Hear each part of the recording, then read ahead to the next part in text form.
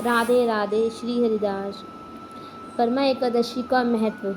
अर्जुन ने कहा, हे कमल नयन, आपने शुक्ल पक्ष की एकादशी का विस्तार पूर्वक वर्णन कर मुझे सुनाया है, अतः आप कृपा करके मुझे अधिमास के शुक्ल पक्ष की एकादशी का क्या नाम है, इसके लिए किस देवता का पूजन किया जाता है तथा इस व्रत से किस फल की प्राप्ति होती है तथा क्या विधि है, इन सब के बारे में बताइए।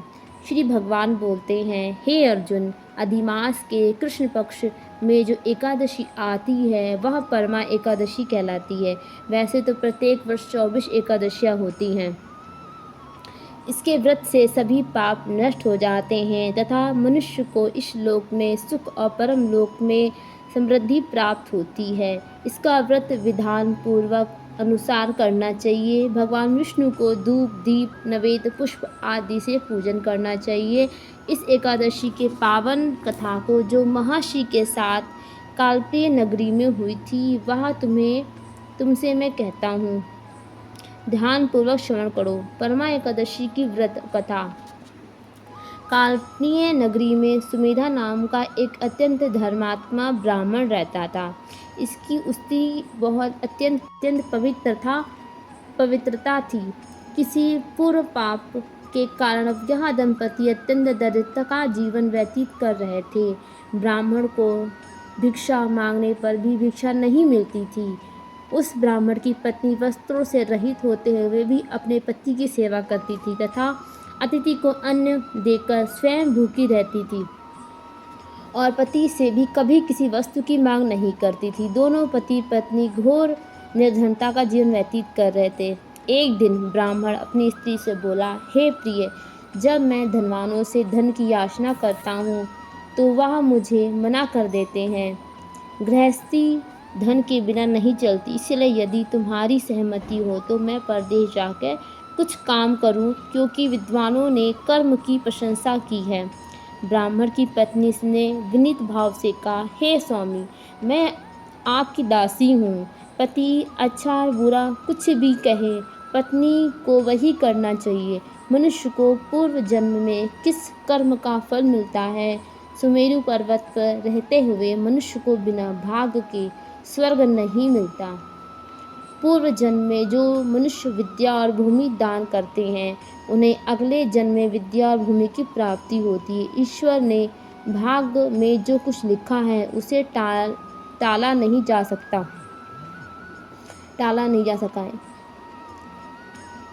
यदि कोई मनुष्य दान नहीं करता तो प्रभु उसे केवल अन्न ही देते हैं। इसीलिए आपको इसी स्थान पर रहना चाहिए, क्योंकि मैं आपका विक्षोभ नहीं सह सकती। बिना पति स्त्री की माता, बिना पिता भाई, ससुर, संबंधी आदि सभी निंदा करते हैं। इसीलिए हे स्वामी, कृपा कर आप कहीं ना जाएं। भाग्य में जो होगा वही प्राप्त होगा। स्त्री की सलाह मानकर ब्राह्मण परदेश नहीं गया है। इसी प्रकार समय बीतता रहा। एक बार कौंडल्य ऋषि वहाँ आए। ऋषि को देख ब्राह्मण सुमेधा और उसकी स्त्री ने उन्हें प्रणाम किया और बोले, आज हम धन्य हुए, आपके दर्शन से हमारा जीवन सफल हुआ।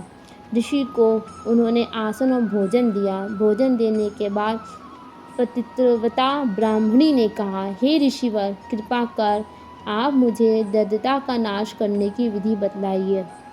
मैंने अपने पति को परदेश में जाकर धन कमाने से रोका है।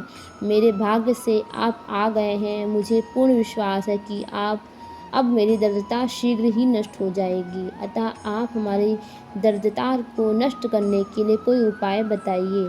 ब्राह्मणी की बात सुन कौंडल्य ऋषि बोले, हे ब्राह्मणी, मल मास की कृष्ण पक्ष की परमा एकादशी के व्रत से सभी पाप और दुख, दारिद्रता आदि नष्ट हो जाते हैं। जो मनुष्य इस व्रत को करता है वह धन्य हो जाता है।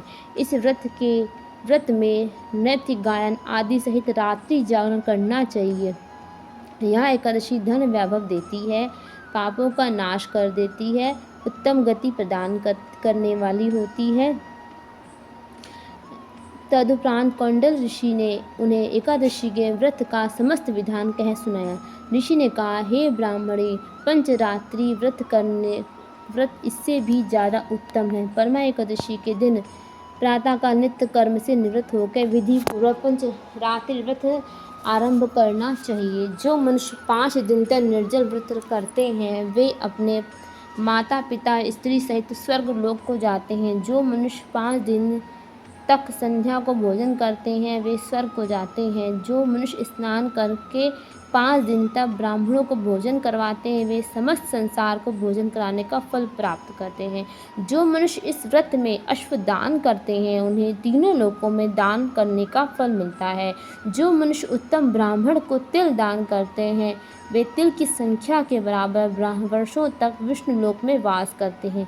जो मनुष्य घी का पात्र दान करते हैं वह सूर्य लोक को जाते हैं। जो मनुष्य 5 दिन तक ब्रह्मचर्य पूर्वक रहते हैं उन्हें देवागनाओं के साथ स्वर्ग को जाते हैं। हे ब्राह्मणी, तुम अपने पति के साथ इसी व्रत को धारण करो, इससे तुम्हें अवश्य सिद्धि और अंत में स्वर्ग की प्राप्ति होगी। कौंडल ऋषि के वचन अनुसार ब्राह्मण और उसकी स्त्री ने परमा एकादशी का 5 दिन तक व्रत किया।